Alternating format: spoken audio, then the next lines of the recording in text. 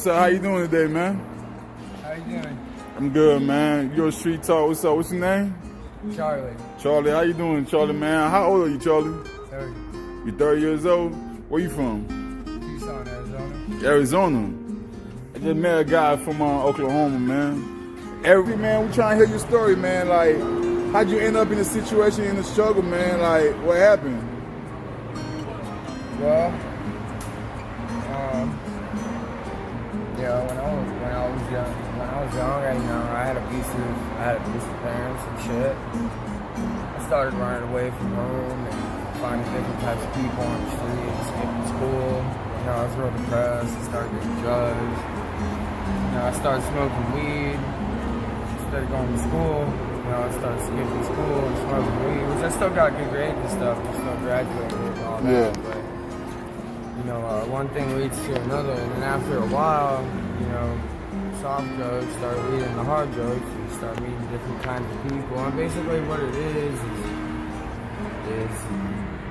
you meet one kind of person, and you start meeting all those kinds of people. Right. It steers you left instead of right. Got you. And I guess when you're young, you don't realize what you have to lose and the things that you really need, and you don't realize what it's really gonna be like until you get about my age right here at 30. Between 25 and 30. It's like if I knew back then what I knew now, you made some different decisions. Yeah, right? I would have been a lot better off right now. You grew up with your mom and dad? I grew up with my grandparents primarily, but most of the time I was gone. I was always running away from the house and stuff. And the only time I really go home is when the cops would bring me home. I'd be stay there for a couple of days and then I'd leave again. Right. And, I'd go hang out in Altamont, because at the time I was like, at this point I was about 15, 16 years old. I started leaving the house when I was like 11, so I got a lip ring, eyebrow ring, piercings and stuff. My grandparents, they kind of like shunned, kind of outcast me because I was different from the rest of the family. Right. My mom too. They didn't like the lip ring and the long hair and all that stuff. They wanted me to be like a stereotypical kind of like, stuck up, don't talk to nobody, just do for yourself kind of person, Right. I just wasn't that person, I wanted to play guitar, play music and stuff, and I did for a while, but I even signed a record deal for a little bit. So I went to jail, and I violated some of the terms of the contract. Like a lot of the studio time and stuff that they invested in me got lost because all the time I was in jail for 6 months. Damn. So they dropped me from the label, and now I'm in debt to them. And I even started college. It was like a tech school. To be a veterinarian because I loved animals and stuff. But it was kind of the wrong choice because music is what I really wanted to do. That's your passion? Yeah, and I just never finished. I did a couple of years.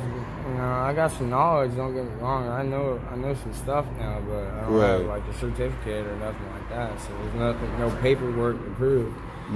So even though I do have some skills, not having documented paperwork and stuff legally still makes it. I might as well not have it. Right. Exactly. I've only been able to like pick up like odd jobs here and there and stuff, because being like a runaway and stuff, being a runaway, you don't really have like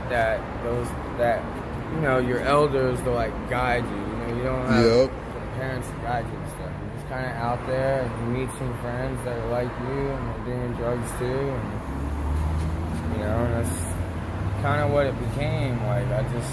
So I'm sorry. How long have you been on the streets though? I've been on the streets on and off for 9 years. 9 years? Yeah, since I was 21. 21. I'm 30 now. Yeah.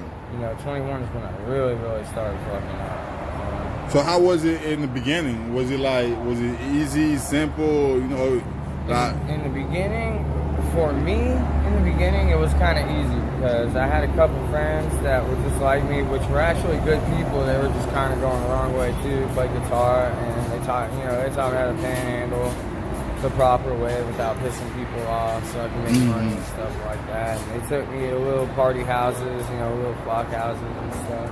Yeah. But how much people would you say that, like, like, as we looking at all these cars pass by, they look at people on the street, they think everybody's a bum on drugs. How much people would you say that's, like, from your experience, is actually on drugs, or actually who really want to get from this situation? On the street, I would say that about 70% of us are on drugs. Yeah. And then a good 30% of us are on hard drugs. And then the other 30% of us are either like, homeless vets that are disabled and stuff that just kind of gave up, or some people just don't have no ambition and don't want to do anything, and they choose to be homeless, so they stay out here and they be homeless. What's the best way that people watching this and people interested that, like, what's the best way to help? Some guy, one dude told me that some people, if they've been on the street for a long time, that's it, it's a wrap. They don't, unless they really want to be saved, you can't save them. Do you agree? I mean, somewhat, half and half. Like, for me, I've been on the street so long now. It feels like I could never get off. You know what I mean? Because believe it or not, it costs more to live on the streets than it does to live in a house. What? Whoa! I swear to God. It costs more to live on the streets. I swear to God, because you gotta make some money every day. You gotta eat. You gotta buy new clothes. I mean, you don't have to, but you'll suffer. You gotta buy clothes. You gotta wash clothes, especially when it rains. Your shoes get torn up in a week or two because you're doing so much walking. You know what I mean? Yeah. You eat sauce, so you always gotta be buying sauce, drinks, food. Right. How's the panhandling coming along though? I know a lot of people, like I say, driving up and down the street. From what we heard, but panhandling you can make some money on panhandling. Yeah, you can. I mean, it just depends. You have to be in a nice area where people aren't used to seeing like drug addicts and homeless people, and a lot of times they'll help you. You know what I mean? Right. I mean, over here, like here where we're at, this is the hood. This is the neighborhood. Yeah, they ain't trying to help out, right? So it's hard. We're like this is like little Haiti. You know? Yeah.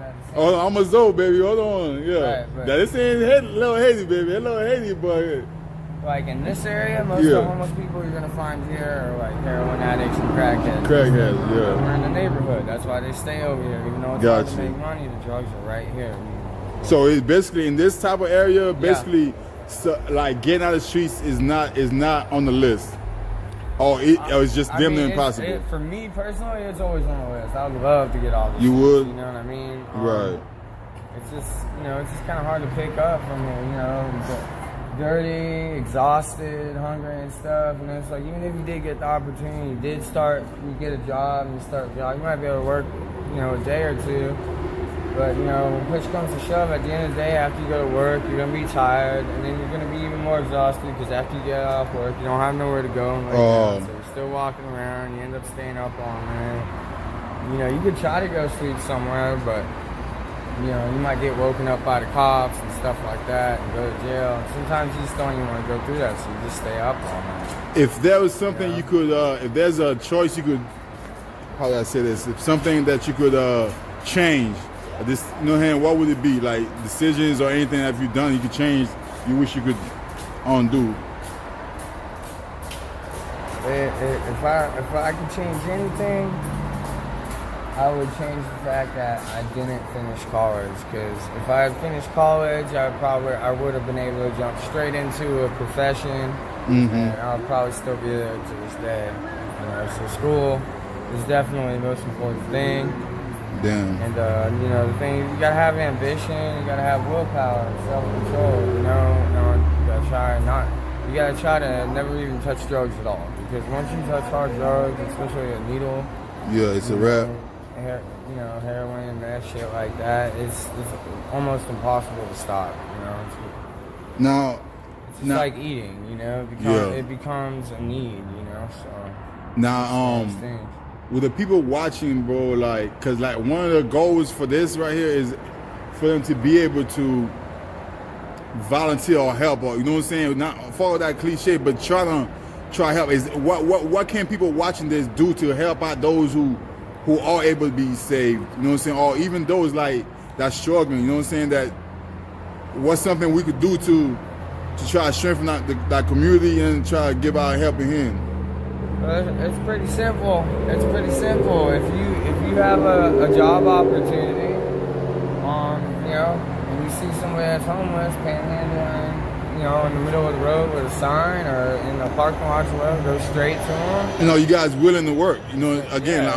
I'm gonna speak from the people watching. A lot of people watching this never been homeless and they just look down on people. I want to change that perception. You know what I'm saying? Yeah. So that's why I'm gonna ask the question. So, like, would it be a waste of their time? Or would it be like some people don't want to work? They just want the money for drugs, or they just want the I mean, some of us would just want the money for drugs, and some of us do want to get off the street and do better. But you just gotta have the you know, you just gotta get your foot in the door, and once the ball's rolling, you know, you can start getting better. You know, Right. slowly but surely.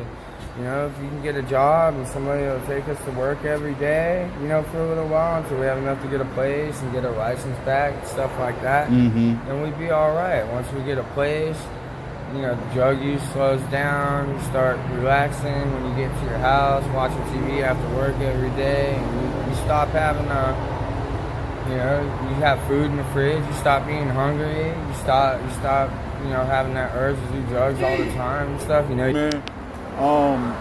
And anybody, you know what I'm saying? Like, so what kind of skills do you have? I mean, I'm a musician, you know, I used to help out with some roofing stuff. I'm not like an expert or nothing, but I know a little bit. And, you know, I've worked in restaurants and stuff. Yeah, it's not something I want to do though. The restaurant shit? But music is your passion. Yeah, I have a great interest in music. What do you do, like really good at guitar? What's your skills in music? I sing and play guitar. Oh, you write sing? my own songs, you know. I don't even have to write them; they just come off my head. So, Yeah. you know, it's all in my head. You know, if I had a guitar right now, that's how I would make my money. You know, Really? That's how I used to do it. A guitar. Okay, hold on now. We might be able to help out now, guys. Hold on. So, I mean, a guitar. So, if you could get a guitar, how would that change your life right now? In a small step. Well, I would start going to open mic nights for one, and then from that point, I would start getting noticed, and they'd start saying, "Hey, you want to come play? You know, make a little money." And I'd start being able to play little shows at bars in the area. And then just like the first time, you know, I would freestyle on the streets instead of panhandling. They call it busking. You know, I go up to somebody and be like, "Hey, if I can play you a really awesome song, will you help me out with $1 or $2?" Well, lots of times they'll say yes, so I'll play them the song, and then when I get done with the song, they'll be like, "Damn, let's see how good it was." Right. 5s, 10s, 20s. Yeah, because you know, start saving up money, you know. because I wake up and go work every. I hope them cops don't fuck with us, man. We out here, man. Son tell me that, man. We gonna get in some situation, man. But this is how it is in Orlando on the streets, man. Yeah. Street talk. But yeah, so hopefully, man. So you out here basically every day. Yes. Every day.